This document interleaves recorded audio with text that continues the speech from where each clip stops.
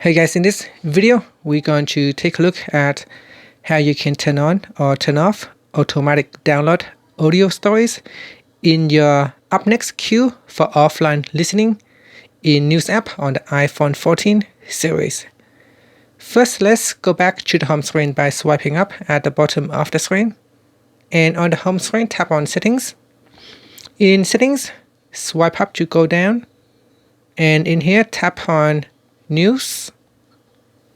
Next, we scroll down and tap on Download Audio. Tap on the audio button to switch it off or turn it on. Once this is turned on, then your phone will automatically download audio stories in your up next queue for offline listening. Now this will require an Apple News Plus subscription for this to work. And if you do not have Apple News Plus subscription, you can switch it off. And that's it. Finally, you can swipe up to go back to the home screen. Thank you for watching this video. Please subscribe to my channel for more videos.